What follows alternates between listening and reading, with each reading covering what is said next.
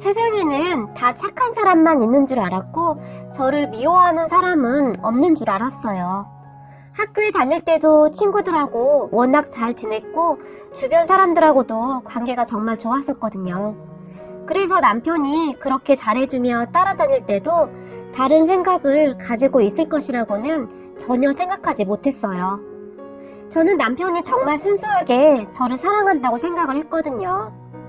돈은 없는 것 같았지만 소소한 것들을 챙겨주는 남편에게 마음이 갔어요. 그동안 사귀었던 사람들은 돈으로 모든 것을 해주려고 했는데 남편은 그런 사람들과는 조금 다르다고 생각했었거든요. 무엇인가 정성스레 준비하고 해주려고 노력했어요. 지금 생각해보면 그냥 돈이 없어서 그랬던 것이었는데 제가 너무 깊게 생각을 했던 것 같네요. 그 모든 것은 저에게 환심을 사기 위해 그랬던 것이었는데 말입니다. 그러한 것을 저만 몰랐고 주변에서는 이미 다들 알고 있었던 것 같아요. 특히 부모님은 남편을 많이 못마땅해 했어요. 특히 저희 아빠는 우선 남편의 얼굴이 많이 어두워 보이고 성격 또한 평범해 보이지가 않는다고 말하곤 하셨어요. 그 중에서도 남편의 눈빛을 참 싫어했었는데요. 항상 눈동자를 한 곳에 두지 못하고 이리저리 돌리는 것을 보며 무엇인가 많이 불안정해 보이고 무엇인가를 감추고 있는 사람이 하는 행동이라며 걱정을 하시고는 했어요. 지금 생각해보면 아빠의 말이 다 맞았다는 생각이 드네요. 남편의 얼굴이 많이 어두워 보이긴 했어요. 항상 침울한 표정을 하고 있었다고 할까요? 하지만 남편은 저와 있을 때는 밝은 표정을 지으려고 노력했고 제가 해달라는 것은 정말 정성스럽게 다 해주었기 때문에 그때는 아빠의 말이 크게 와닿지가 않았어요. 그렇게 결혼 허락을 받기 위해 저희 친정에 왔을 때 아빠는 남편에게 내가 듣자 하니 자네가 결혼을 서두른다고 들었네만 그럼 결혼 준비는 다 되어 있는 것인가? 결혼을 하게 되면 집은 어떻게 할 생각인가? 라고 물었어요. 그런데 그런 저희 아빠의 질문에 남편은 상당히 불쾌한 표정을 지었던 것 같아요. 그리고 남편은 저희 아빠에게 제가 돈이 없어서 그냥 작은 집 하나 월세라도 들어갈 생각입니다. 만약 아버님, 어머님만 허락하신다면 저는 여기 들어와서 사는 것도 나쁘지가 않다고 생각하고 있습니다. 민지가 외동딸이기도 하니 그러면 두 분도 외롭지 않고 좋을 것 같다고 생각하고 있습니다. 라고 말을 했어요. 남편은 항상 저희 친정에 들어와서 살기를 바랐어요. 그래야 저희 아빠한테 잘 보일 수가 있다고요. 민지야, 나는 너희 집에 대릴 사이로 들어갈 수도 있어.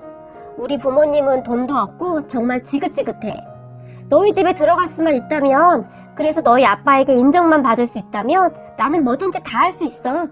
라고 말을 했어요. 그때 그 말뜻을 제가 잘 알아들었어야 했는데 지금에서야 후회해봤자 무슨 소용이 있겠어요? 하지만 아빠는 그런 남편에게 나는 절대 자식하고 같이 살 생각이 없네. 가끔 내 자식도 마음에 들지 않을 때가 있는데 사이라고 어떻게 마냥 좋기만 하겠는가? 서로 불편하기만 하지. 라고 말을 했어요.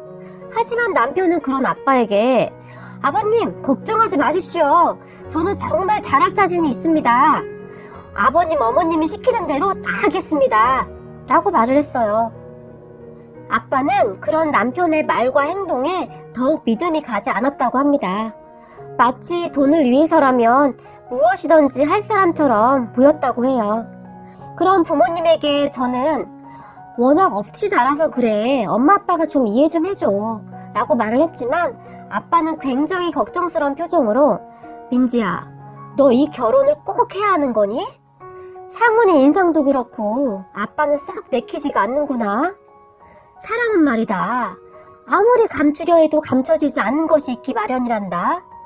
그런데 상훈이에게는 밝음보다는 어둠이 더 보이는구나. 상훈이는 돈을 위해서라면 무엇이든지 할 사람처럼 보이는구나. 아빠는 왠지 느낌이 좋지가 않구나. 라고 말을 했어요. 그렇게 결혼을 진행하는데 남편은 돈이 없어도 정말 없더라고요. 그래서 저희는 아빠가 마련해준 아파트에 들어가서 살았어요. 그 당시 남편이 그것 때문에 조금 불만이 있어 보이긴 했어요. 그냥 아버님 어머니가 같이 살면 되는데 굳이 이 작은 집을 사주시냐? 집이 큰 것도 아니고 우리 집에서는 니네 집에서 큰 평수 사주는 줄 알고 친척들한테 다 말해놨는데 뭐라고 말을 해야 하냐? 라고 저에게 묻더라고요. 그때 저는 약간 기분이 상했던 것 같아요. 결혼을 앞두고 남편의 모습이 조금씩 변해가고 있었다고 해야 할까요? 그런데 저는 그때까지는 잘 몰랐던 것이었죠. 그렇게 결혼을 했는데 남편의 월급은 거의 모두 시댁으로 갔던 것 같아요. 저희 집 살림은 제 월급으로 다 해결했고 남편은 시댁에 아낌없이 지원을 했어요. 시댁에서는 거의 모든 것을 저희에게 의지를 했어요. 냉장고가 고장났다. 다른 집에는 빨래 건조기가 있는데 그게 그렇게 좋다더라. 뭐 그런 이야기를 당연스럽게 했어요. 하물며 해외여행을 가야 한다고 돈을 보태라고도 했고요. 그동안 한 번도 안 가본 해외여행을 며느리가 들어왔다고 가본다고 하는지 이해가 되지 않았어요. 하지만 남편은 그런 자신의 부모님의 모습을 보며 항상 한심하다며 경멸했어요. 시부모님에게 전화가 온 날이면 전화를 끊자마자 내가 무슨 지들 봉인 줄 알아? 돈도 없는 족속들이 맨날 해달라는 것은 왜 이렇게 많은 건지 진짜 지긋지긋하다. 지긋지긋해. 돈이 없는 것들이 자식은 첫 낳아서 고생을 시키냐고 라며 화를 내며 말하곤 했어요. 저는 그런 남편의 모습이 약간 섬뜩하기도 했어요. 물론 시부모님이 과하긴 했지만 아무리 그래도 낳아주신 부모님에게 말을 너무 함부로 하더라고요. 그리고 해드리기 싫으면 안 해드리면 되는데 남편은 온갖 욕설과 짜증을 내면서 어떻게든 해드렸어요. 저는 이 부분을 이해하려고 아무리 노력해도 도저히 이해가 되지 않았어요. 정말 이상하지 않나요? 그리고 얼마 후 생각보다 아이가 빨리 생기게 되어서 저는 남편에게 아이를 낳고 나서 회사에 휴직계를 내겠다고 말을 했어요. 하지만 남편은 불같이 화를 내기 시작했어요. 제가 남편에게 처음으로 정말 크게 실망을 한 부분이 바로 이때였어요. 남편은 저에게 휴직계 내면 앞으로 우리 부모님 생활비는 어떻게 해? 휴직계는 월급도 100% 다 나오는 것도 아니잖아 라고 말을 하더라고요. 그런데 제가 상당히 기분 나빴던 부분은 당신 휴직계 내면 장인어른이 그만큼 돈을 주시겠다는 건가? 그러면 나는 뭐 상관없지만 이라고 말을 했어요. 물론 저희 부모님에게 말을 하면 돈을 주기야 하겠지만 남편의 그런 말에 저는 상당히 기분이 나쁘더라고요. 그래서 그런 남편에게 아니 왜 꼭 우리 부모님이 돈을 줘야만 해? 당신 월급만 가지고 오면 우리 사는데 아무 문제 없잖아. 솔직히 그동안 당신은 집에 월급 한 번 제대로 안 가지고 왔잖아? 라고 말을 했는데 남편이 갑자기 흥분을 하더니 너 지금 뭐라고 했어? 너 지금 우리 집 돈 없다고 무시하는 거야? 너 그렇게 안 받는데 그동안 그런 생각을 하고 있었구나? 라고 말을 하며 화를 내더라고요. 하지만 사실 제가 틀린 말을 한 것은 아니었잖아요? 그래서 저는 그런 남편에게 아니 자기는 왜 항상 그렇게 생각을 해? 내가 언제 자기네 집 돈 없다고 무시했어? 지금까지 그렇게 가져다 드렸으니까 이제부터는 아이도 태어났는데 아이도 신경 써야 하지 않느냐는 거잖아. 내가 그렇게 잘못한 것은 아니잖아? 라고 말을 했어요. 하지만 남편은 그런 저에게 우리 집은 돈이 없어서 정말 힘들잖아. 우리 부모님 현재 일도 안 하고 있고 그리고 자기 부모님한테 그 정도 돈은 그냥 껌값 정도밖에 안 되잖아. 그런데 뭘 그렇게 생색을 내냐고 라고 말을 했어요. 저도 그 부분에서는 정말 기분이 나쁘더라고요. 그냥 껌값이라니요? 저희 부모님은 땅 파서 돈 벌고 있나요? 사업이라는 것이 쉬운 것도 아니고 얼마나 고생하면서 돈을 버는데 말을 이토록 함부로 할 수가 있을까요? 솔직히 말해서 집에서 놀고 먹는 시부모님이 잘못된 것 아닙니까? 연세도 저희 부모님과 비슷한데 집에 돈도 하나도 없으면서 본인들도 벌어야 하는 것 아니냔 말입니다. 제가 너무 냉정한 것인가요? 그렇게 남편과 처음으로 말다툼을 했고 남편은 그 뒤 한 달이 넘도록 말을 한마디도 안 했어요. 그리고는 제가 휴식기를 내고 친정에서 돈을 보내주는 것을 확인하고서야 말을 하더라고요. 저는 그때부터 남편이 조금 달라 보였어요. 순수한 사람이 절대 아님을 깨닫게 되었어요. 하지만 저는 아이를 키우느라 정신이 없어서 그냥 또 그렇게 잊고 살고 있었어요. 그 뒤로도 가끔 남편과 부딪히는 일은 있었지만 저는 그냥 금방 잊어버리곤 했어요. 그런데 남편의 진짜 모습을 알게 된 날이 왔어요. 정말 쓰레기만도 못한 인간이었어요. 탄탄대로처럼 잘 나가던 저희 부모님 사업이 조금씩 흔들리기 시작을 했어요. 저는 잘 모르고 있었는데 부모님 사업이 많이 어려워지고 있었더라고요. 그렇게 점점 심각해지기 시작을 했고 부모님뿐만 아니라 저도 걱정이 태산이었어요. 한 번도 겪어보지 못한 일이었기에 저는 큰 충격에 빠졌고 어찌해야 할 바를 몰라 당황하고 있었어요. 사업이 어려워지기 시작했으니 저에게 보내던 생활비도 차츰 들어오지 않게 되었고 그 부분 때문에 다툼이 많아지기 시작했어요. 그렇게 남편은 짜증을 내는 날이 많아졌고 저는 그런 남편에게 정이 떨어지기 시작했어요. 어느 날 남편은 이번 달도 못 주신대? 아니 사업을 어떻게 했길래 그 지경이 되었냐? 짜증난다 진짜 라고 말을 했어요. 저는 그런 남편의 행동에 정말 놀랐어요. 사람이라면 적어도 걱정부터 해야 하는 것 아닌가요? 그리고 저는 남편이 정말 그래주기를 바랬어요. 최소한 말이라도 내가 뭐 도와드릴 일 없을까? 라고 해주길 기대했어요. 우리는 가족이니까요. 하지만 남편은 오로지 돈만 생각했어요. 아이씨 짜증나. 이번 달에 아버지 여행 가신다고 했는데 어떡하냐고. 장모님 돈 모아놓은 것 하나도 없대? 좀 달라고 해봐. 벌써 3달째 돈도 안 주고 너무하는 거 아니야? 라고 짜증을 냈어요. 저는 그런 남편에게 정말 화가 나서는 정말 해도 해도 너무한다. 지금 사업 때문에 정신이 하나도 없는 우리 부모님 걱정은 안 되고 아버님 여행 경비만 걱정이 되는 거야? 어떻게 그럴 수가 있어? 라고 말을 했는데 남편은 그런 저에게 아이씨 짜증나. 무슨 말에 통해야 말을 하지? 야 됐다 됐어. 아버지한테 가지 말라고 할 테니까 더 이상 말하지 마. 짜증나 죽겠네 진짜. 라고 말하며 나가버렸어요. 정말 쓰레기 같은 인간이었죠. 그 뒤에도 사건이 정말 많았는데 마트에서 제가 초밥이 너무 먹고 싶어서 초밥 한 팩을 사려고 하면 저에게 너는 돈도 없으면서 무슨 초밥을 먹어? 사지 마! 라고 말을 했어요.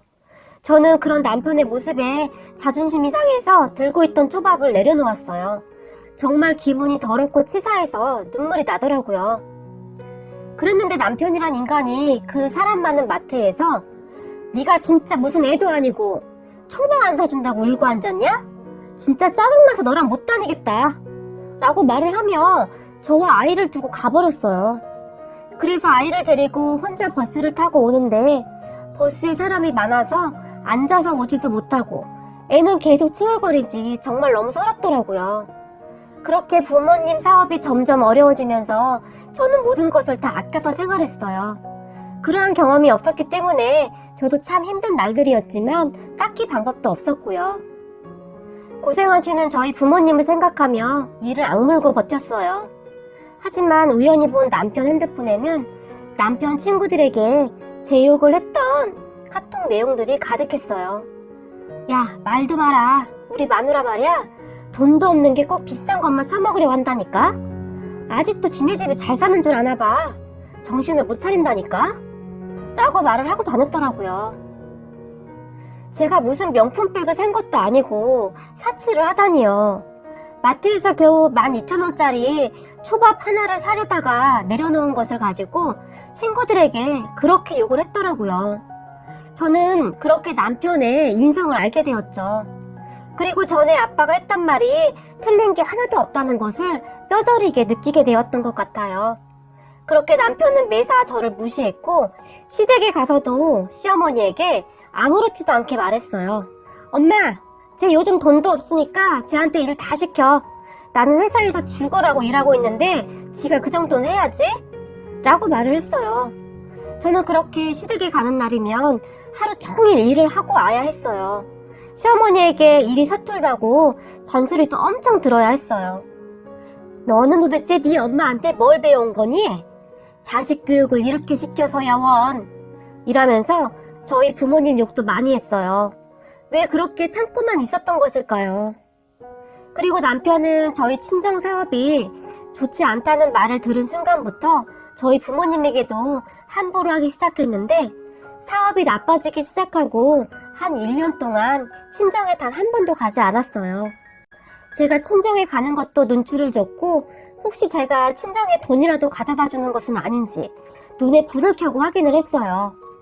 그러던 어느 날 제가 부모님 사업이 어려워서 우리 아파트를 팔아서 도와드려야겠다고 말하던 순간 남편은 저에게 불같이 화를 내며 이런 미친 X를 봤나?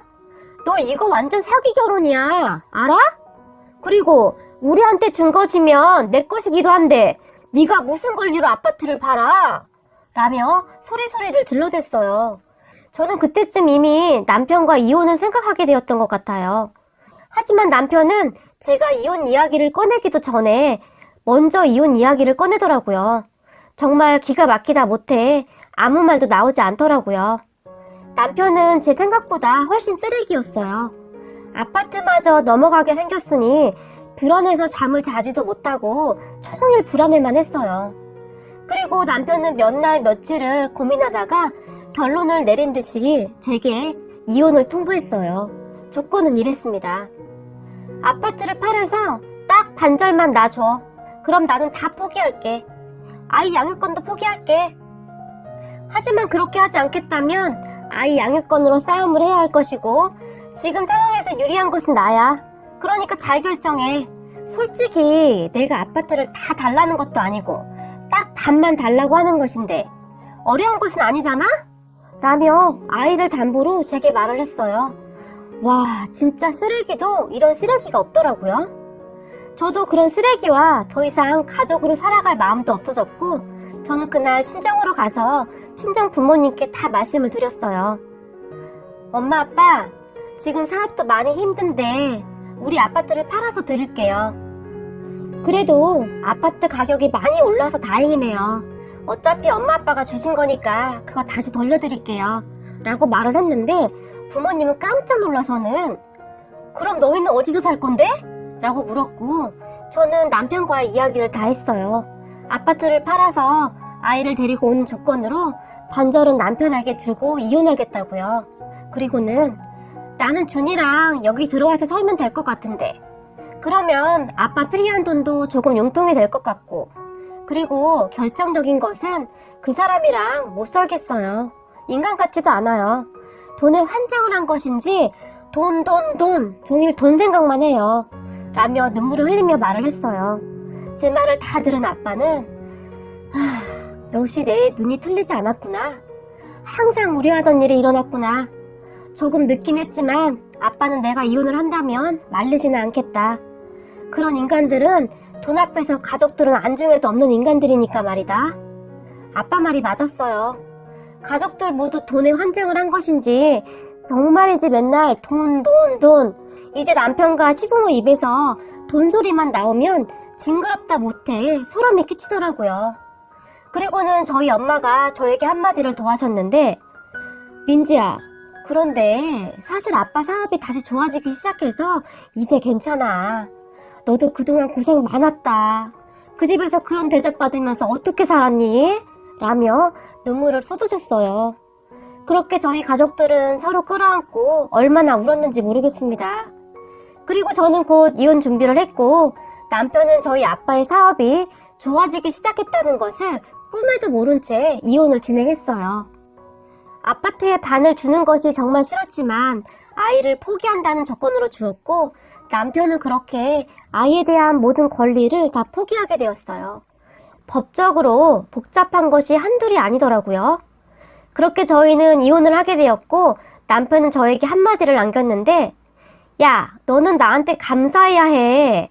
너네 집 사정 다 알고 있는데 이렇게 쉽게 이혼해주는 사람이 어디 있는 줄 아냐? 라고 말을 했어요. 저는 그런 남편에게 마지막으로 한마디를 해줬어요. 미친놈, 미쳐도 곱게 미쳐라. 내가 앞으로 너 어떻게 사는지 잘 지켜볼게. 너 아이에 대한 권리 다 포기했으니까 이제 우리 사이에 더 이상 볼 일은 없는 거지? 앞으로 내 눈앞에 나타나기만 해봐. 내가 너 가만 안 둔다. 라고 말하고는 와버렸어요. 그런 저에게 남편은 별 거지 같은 게 자존심만 있어서는 야, 너네 아빠 쫄딱 망했는데 이제 너도 정신 차리고 일이나 잘해. 네가 아주 공주인 줄 아냐? 라고 비웃으며 가더라고요. 그렇게 저는 친정에서 아이 키우면서 잘 살고 있었어요. 주변 사람들 말로는 남편이 아파트 판돈으로 주식에 투자를 했다는 말을 했어요. 저는 생각했죠.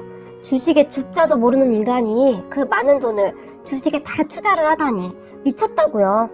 하지만 제가 상관할 바도 아니었고 저는 그렇게 잊고 지냈는데 한 1년쯤 지났나 싶었는데 남편에게 연락이 왔어요. 모르는 번호로 전화가 와서 엉겁결에 받았는데 남편이더라고요. 그리고 다짜고짜 말하기를 민지야, 장인어른 사업 다시 좋아졌다며? 왜 나한테 말 안 했어? 나 서운하려고 한다? 라며 말을 하는데 정말 인간 쓰레기가 따로 없더라고요. 평소와는 다르게 목소리가 아주 부드러워져 있더라고요. 그래서 제가 그랬죠. 너 아주 미친놈이구나. 우리 아빠 사업이 다시 잘 되든 안 되든 네가 무슨 상관이야. 앞으로 연락하지 마. 라고 말했는데 그 정신나간 인간이 저한테 한다는 말이 민지야, 내가 너랑 이혼하고 정말 후회가 많이 된다. 내가 그때 왜 그랬는지 모르겠어. 정말 잘못했어. 한 번만 용서해줘. 준이도 있는데 우리 다시 잘 살아보자. 라고 말을 했어요. 와, 사람이 어떻게 이렇게 간사할 수가 있을까요? 나중에 알고 보니 주식에 투자한 돈이 다 날려먹고 사차까지 썼더라고요. 그래서 월급도 압류 들어오고 난리가 났던 것이죠. 그러던 와중에 저희 아빠 사업에 잘 된다는 소리를 어디서 들었나 봅니다. 그리고는 안면 몰수하고 저에게 접근을 한 것이죠. 정말 소름이 끼치더라고요. 저는 그런 남편의 말에 야, 이 미친 X야, 꺼져. 너 우리 앞에 나타나기만 해봐. 내가 너 가만 안 둔다. 라고 말을 하고 전화를 끊어버렸어요. 그런데 이 인간이 정말 다급하긴 다급했던 모양입니다. 저희 아빠 회사까지 쫓아와서는 장인어른, 저 한 번만 도와주십시오. 라고 빌었나 보더라고요. 하지만 아빠는 내가 왜 니놈 장인이야? 썩 꺼지거라 이놈아. 추하지 추한 놈 같으니라고. 라고 말을 하고는 직원을 불러서 그냥 쫓아내버렸다고 합니다. 전 남편을 끌려가면서까지도 살려달라고 했다고 하네요. 정말 제가 인생 쓰레기를 만난 것이었죠. 그 뒤 회사에서도 잘리고 취직이 안 되어서 어디 대리운전 같은 거 하고 다닌다고 하더라고요. 사채가 정말 무서운 게 이자가 어마어마한가 봐요. 아주 산 거짓골을 하고 다닌다고 하네요. 저는 정말 너무너무 고소하네요. 그러니까 사람이 착하게 살아야죠. 나쁜 인간 같으니라고. 그렇게 돈 하더니 돈 때문에 망했구나. 멍청한 인간 같으니라고.